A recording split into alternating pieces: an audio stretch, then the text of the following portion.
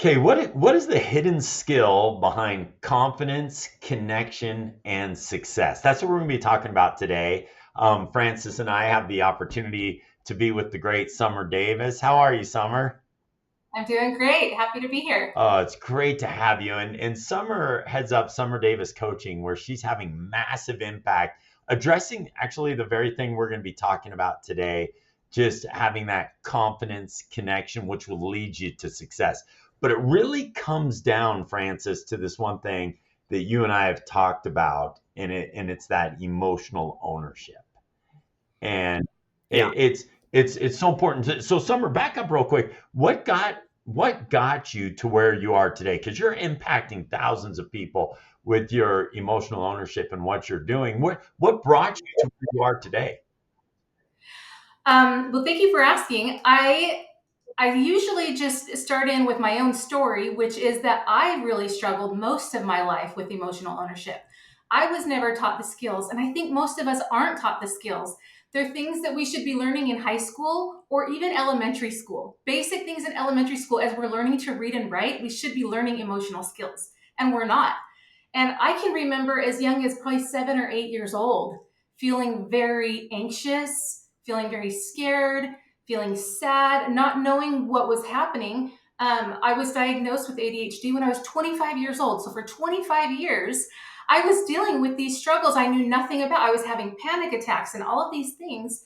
And I didn't know what they were. I didn't have a name to it, where it was coming from, how to cope, how to help myself. And so it was a real struggle those early years of my life. And even, I got married, I had a couple kids at 25, diagnosed with ADHD. Then I started doing some studying, doing some research, really trying to dive in and understand what was going on.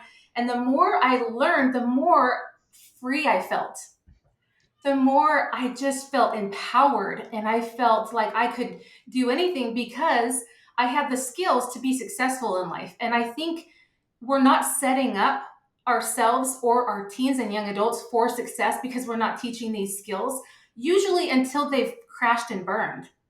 And I would say that I had crashed and burned, and I was at a desperate point in my life, and I found these skills.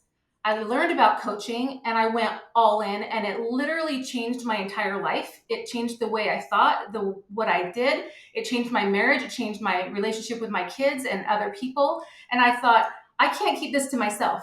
I have to share this with people because it's such an advantage to have these tools and these skills. Yeah, it's interesting. I love that because it resonates with me. I don't remember feeling super anxious as a child, but as I remember back to my earliest memories are maybe 6, 7 years old, right? And I remember kickball. That was the big thing, kickball, and choosing kickball teams on the playground, and like, I hope I'm not the last one picked, and I hope so. I don't remember. I can't sit back and say I remember feeling anxious, but I do remember having those feelings, which I'm sure had to be accompanied by anxiety. I just didn't know what to call it. Right. And that really shaped me until I was in my mid 30s. And I did some coaching with a group, and like once you kind of get it, the light turns on. It's impossible. Like Chad will tell you, like, he got so sick of hearing me talk. Like, I'd come to him and I'd say, "Hey, I learned this thing," and he'd be like, "Yeah, I get it, Francis." Like, okay, because I couldn't stop talking about it. Like, it was everyone that I could possibly talk to. I would open my mouth about this change that I had had and the way that I was able to view things differently, and this emotional weight that was lifted off my shoulders that I realized never had to be there in the first place. So I resonate really with what you're saying. Well, in Summer, I think one thing you touched on there that's just powerful is that there are skills to equip you to go be successful, right? Because I think so many people think to themselves, oh, I'm just doomed for this. In fact, there's such a victim mentality that is permeating so many of those young adults. So many people in their 20s and 30s have this victim mentality, and it's because they don't feel like there's hope for them. Absolutely. And I didn't even realize that I was in victim mentality for most of my life. I was living in that victim mentality. I thought that the things that were outside of me controlled what happened inside of me. I remember, it's interesting, when I got married, we all have unhappiness at times, right? We're not happy with our lives or what's going on. And I remember thinking, once I get married, then I'll be happy. My Mm. husband will make me happy. And I got married and I still wasn't happy. And I was like, wait a minute, what's going on here? Like, he's supposed to make me happy. Then I would get upset with him.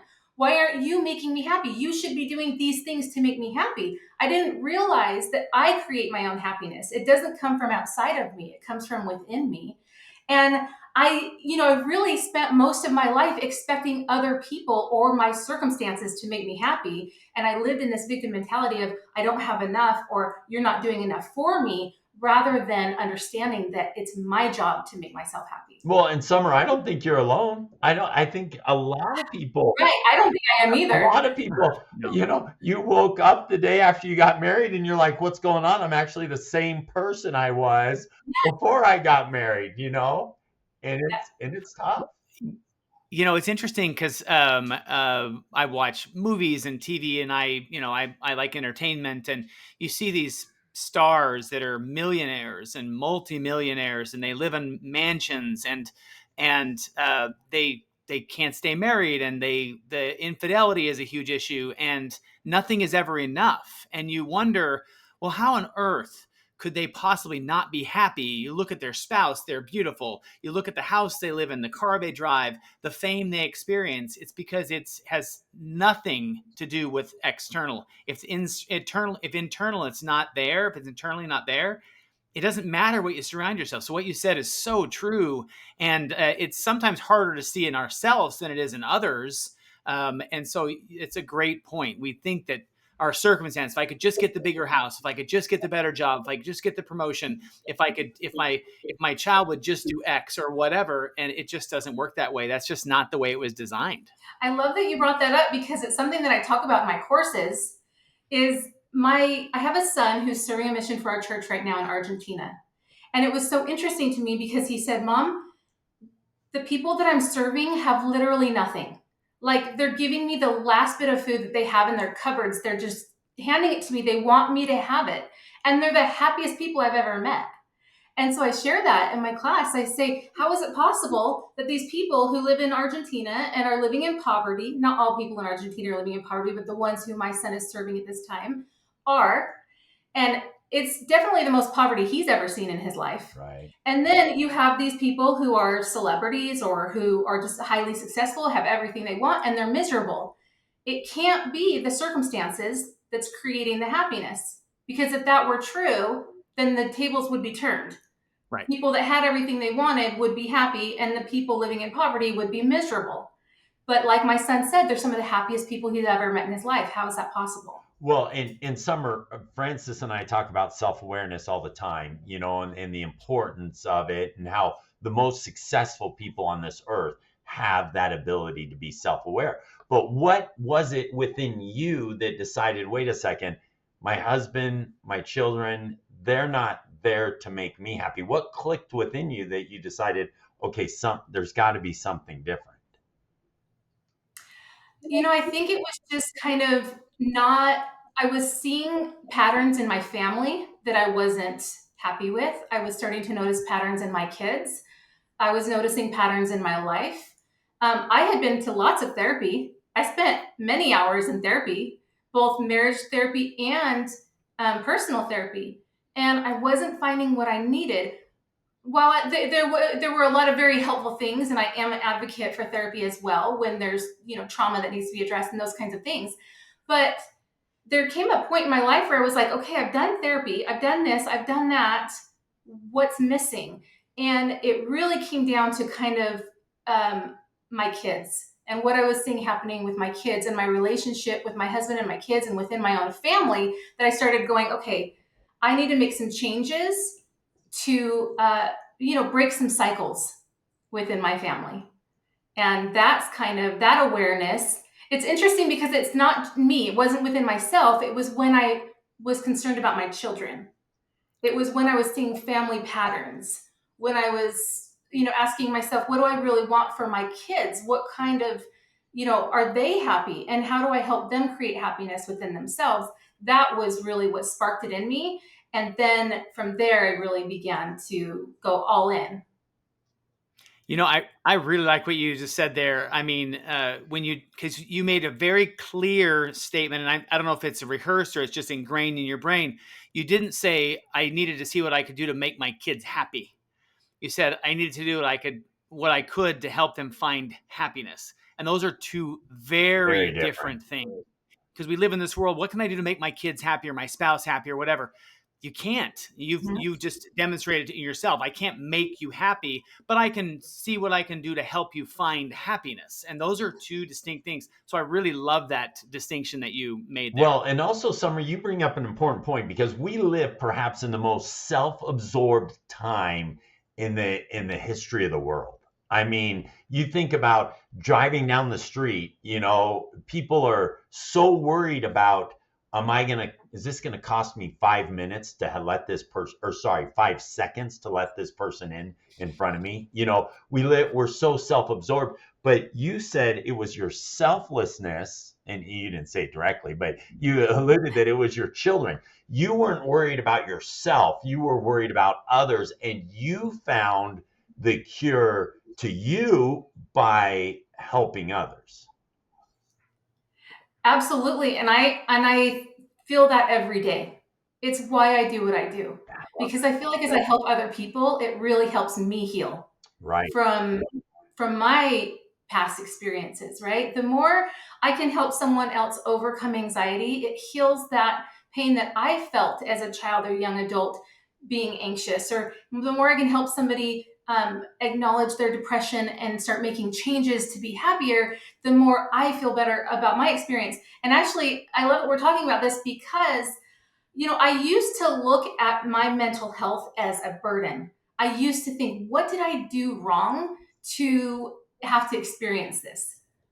And now I look at it as such a blessing. I'm so grateful that I was able to experience anxiety and depression and overwhelm and ADHD and all of the things that came along with it. Because now when I'm teaching, I come from a place of understanding. I'm not saying, hey, I read this thing in a book and it says that you feel this way, and so I want to help you with that. No, I say, I actually know exactly what that feels like. I know what I know what it feels like to lay in your bed, to not be able to breathe, to have your heart racing, to have your mind racing, to feel like the room is closing in on you. I know what that feels like. I've been there. I know what it feels like to not be able to get out of bed because you're depressed and you don't know why, because you have a great life. And you just don't know why you're feeling this way. I understand that, and I know how to get out of it. I know what it takes to be there and get out of it. And so I think Heavenly Father blessed me with mental health challenges so that I could overcome them and help other people get out of them. Yeah, and what I really like about that as well is this idea that we tend to think that we're this unicorn, and we are unicorns. Like every person's different, and we're unique, and we're lovable, and we have potential. And I'm not saying that, but in terms of the challenges we have, or the feelings we have, or the emotions we have, when you say mental health, all of us have mental health challenges. All of us have those challenges. And where we run into problems is when we think that we're alone in that. Well, I can't possibly talk to anybody about this because they wouldn't understand or they haven't gone through it. And the reality is more people have than haven't. There are some people that, I guess may not have the same struggles that I have, but they have struggles. They just don't wear them. My dad once was a leader, and he said, and this is crude, and I don't mean crude as in like bad, but he said, we're all just garbage cans. Some just have prettier lids. And the reality is we all have junk inside. Yeah. Some would just cover it better. And others like yourself are saying, listen, take the lid off. There's nothing to hide from. Like we're all the same that way. So let's just move forward and address and deal and cope and learn, as opposed to pretending it doesn't exist. Right. And I think we all have pain. It's just different pain. It looks different, right? We all have pain. That's part of life. And right. What I love is that the acknowledgement that there is purpose in your pain. Yeah. What is the purpose in your pain? Find that purpose and then live it. Well, and Francis, that goes back to the quote that we've talked about before, where it says you can, Zig Ziglar said, you can have anything in this world you want if you help enough people get what they want, right? And Right. so Summer's out there helping people get what they want, which in turn helps her get what she wants as well. Yeah, and it's an interesting thing because we talk about this in our academy all the time with this idea that with that actual idea of like trying to figure out where your head is and trying to figure out what how you can serve others, and that's where you're going to find the most growth. I think about the times in my life where I've experienced the most professional growth, personal growth. It's when I've been able to kind of put others' needs before my own. I wish I could say it happened more than it does, but human, like we're human beings get self-centered sometimes, but that's where true growth happens, is from turning it outwards. And that's what I heard you say earlier is when you started to realize the impact on your kids, and that the actual act of helping them discover that helps you discover it even further. Right. No, I was just going to say, Summer, you also said, and when you said that you felt like you were failing, and you actually turned those failures into successes. And Napoleon Hill, when he's talking about in Think and Grow Rich, when he says that you succeed in the exact ratio that you fail. But what he's really saying is those setbacks that you experience are actually going to empower you in the future. Right. I love that. And I think that I think I've always been pretty self-aware. I remember sitting in therapy and having my therapist say, "You're very self-aware." So I think I've always been self-aware, and probably not in the best way. I was always looking for what was wrong with me Oh, rather than what was right with me, rather than what was going good, rather than what was going right, right? And so one thing that really helped me is understanding that life is 50-50, that it's going to be amazing and wonderful and awesome 50% of the time, and 50% of the time it's going to be really hard and really challenging and really difficult. And that means that everything's going right. It doesn't mean that everything's going wrong. It means that it's going right. You're supposed to be having good days and bad days. Like, that's totally normal. How are we going to ever appreciate the good if we don't experience the bad, right? And how are we ever going to learn and grow if we don't ever have those challenges and struggles? So I think when we understand that life is 50-50, when the hard times come, we don't panic. We're not like, oh my gosh, my life is falling apart, or why is God punishing me? We're like, oh, this is part of the process. This is part of life. This is part of growing and learning. Is sometimes it's hard and sometimes it's amazing, and we need both. well, and I love that. There was a quote years ago by a man, a religious leader by the name of Henry B. Eyring, and he said he went to his mom after he had this hard experience, and he's like, "It's so hard," and she's like, "Hal, it's supposed to be hard." Right? Like, and him just acknowledging and understanding, well, okay, it's supposed to be hard. But I can't, I've got that gold that you just dropped there, Summer, with self-aware. Because Francis, you and I, we talk about self-awareness all the time, but she just brought up an interesting point that don't be self-aware of just your weaknesses. Don't be just self-aware of where you come up short. Also be self-aware of what you're good at, right? I'm the best in the world at this. And we as a society, we kind of frown a little bit on that because we don't, it's endearing when someone says, oh, I'm not as good at this, or I'm not as good as this. But when someone says, I am amazing at that, I'm right. Like, even when someone comes up and compliments us in society, we are like, I mean, Francis, you and I, you shared this with me the other day. You are a gifted teacher, right? And your dad taught you that when someone comes up and compliments you, don't be so quick to say, oh no, I mean, it's just, and deflect it. You know what I mean? Embrace what we're good at. And so, Summer, I love that you brought that up, that be not only self-aware of where you may be coming up short, but rejoice in where you are good or where your talents do lie. Yeah, and I love when I meet with my clients, I always say, what were your wins for the week? Mm. Because our brain looks for evidence of what we tell it.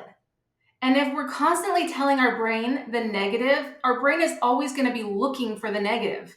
But if we see our wins and what we're doing right and what we're good at and where we're succeeding, our brain is going to look for evidence of success. And so I really love starting off a session with, tell me about your wins this week. How did you win? And what's so interesting is that so much of the time, you ask people, well, what do you want to talk about? What are you struggling with? And it's on and on and on and on and on and on. They don't want to stop talking about what's going wrong. And then I say, tell me about what's going right. Tell me about your wins this week. And they're like, oh man, I can't think of anything. And it's so interesting because there are as many wins as there are struggles, but we just don't notice and we don't pay attention to the wins.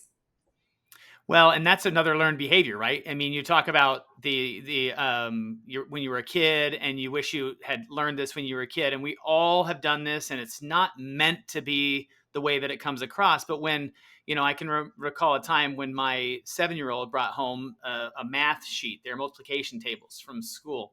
And it was 1 to 100. So there's, so many things on there, and they got 98 right. And where's the first place I go? First place I go as to what was wrong. Like, oh, it looks like you missed this one and this one. And I don't know that they thought anything of it, but subconsciously, that's the first thing we're drawn to. Anytime we get a paper, we look for the red marks and we look for what went wrong. We don't look for the positive comments. We don't look that there's 95% of it was acceptable and was good. We look for the 5% that was bad. So I love that you focus on that, because I was thinking the same thing, is that we all know people that if you start them talking, it's always about bad stuff. But if we can turn it around, they'd have to train themselves to do it. But once they did, if we start with the positive and then go into what didn't go as well, and words matter, right? And so it's not even about negative, right? It's what didn't work for you this week. Mm-hmm. What didn't work well for you, or what didn't work as well, as opposed to what failed or what were you bad at, whatever. And that really helps that pivot. So I love that you start that way, and you force is maybe the wrong word. That sounds like it's a harsh thing, but like when you train your clients, like, let's talk about, I want you to think about the positive throughout the week. We're going to address the stuff that didn't go well, but let's start here. I love have the discipline to celebrate wins. Summer, is what you're in essence teaching them. Be disciplined enough to celebrate wins. Last week, I got a picture of Francis saying, hey, 5 years ago today, I started my weight loss journey. And Francis, you're down, 100 pounds? Mm-hmm. And wow, he sent me this picture, and he goes, and he was celebrating that win. 5 years ago today, I started taking my health serious, and he sent me that picture, and I was like, wow, that's awesome to have the discipline to celebrate wins. And so you're rewiring all of us. That's a great reminder, Summer. Right. It really is about rewiring. And one thing that I love to think about as well is, you talk about school. I think a lot of our patterns start in elementary school, right? I mean, we spend most of our time with our teachers. We spend most of our time in the classroom. Now, for me, that was an incredible challenge. Being undiagnosed with ADHD, not being able to understand concepts, not being able to focus, I always had little movies running in my mind, right? Little daydreams going on. And I hear this little voice in my head often that says, what's wrong with you? Why can't you figure this out? Why aren't you able to do that? Everybody else can do it. Why can't you? And it's still a voice that I talk back to, because I was wired as a child to think that I wasn't measuring up. I wasn't doing it as well as other people were. So another thing that I think is so important as we talk about success is loving ourselves and saying, it makes sense. It makes sense that I had the experiences that I had. It makes sense that I might struggle in certain areas. It makes sense that I have this voice in my head saying these things, because when I was younger, I had these experiences, right? And so rather than beat myself up and go, what is wrong with you? Why can't you figure this out? I just say, oh, it makes sense. Yeah, I give myself grace. And what people have wrong oftentimes is that we think if we beat ourselves up, then we're going to work harder. Then it's going to make us do better and be better. But it's the exact opposite. When we beat ourselves up, we actually don't make progress. We do worse. But when we can love ourselves through the challenging times, and we can love ourselves through mistakes or whatever we do, then we're more willing to take risk. We're more willing to try new things. We're more willing to put ourselves out there because we know there's not going to be a punishment on the other end of it. I love that. I love that. We are so good at beating ourselves up. But that phrase you used, and I promise you, everyone listening has heard the phrase or said it to themselves. Everyone else has got this figured out. Why can't I figure this out? You know, I was at dinner with a mutual friend of Francis and I. His name's Michael Gerber. He wrote a book called The E-Myth, and he when Michael years ago we were sitting down talking, and he goes, "Chad, how's business?" I said, "Well, Michael, to be honest, I'm just kind of making it up as I go." And he started laughing, and I was like, "What, Michael? Why is that funny?" And he goes, "Because Chad, everybody is." You know, he's like, no one's got it figured out. And I'm like, what are you talking about? Everyone I compared myself to has it all figured out but me. And I can't figure out why I can't figure out. And he goes, Chad, listen, relax. You know, you're going to be great. Just, you know, think through this. And so it's powerful. So good. Summer, I'll tell you, Summer, I had a list of questions for you, and we got through number 1. And so we're going to have to absolutely do this again. And so we'll have you back on the show where your insights are so impactful. There's so much gold you said there. And I hope everybody, as they leave, there's lots of different things that you can really take away from this show today with you, Summer. But really be self-aware of what you're doing well. Have the discipline to really celebrate those wins and not focus on where you're coming up short. Absolutely. I think that's the secret to success is, you know, giving yourself grace, being kind to yourself, being loving to yourself, and recognizing that there's no such thing as failure. Right. If the only way you fail is if you stop trying. Yeah. Everything is a learning opportunity. So good. I love that. The only time you fail is when you stop trying. Summer, love having you on. We're going to do this again. Appreciate your insights. Wow, so much knowledge there. Great being with you. Thank you. Thank you so much for having me. Absolutely. Take Thanks, care. Summer. Bye now.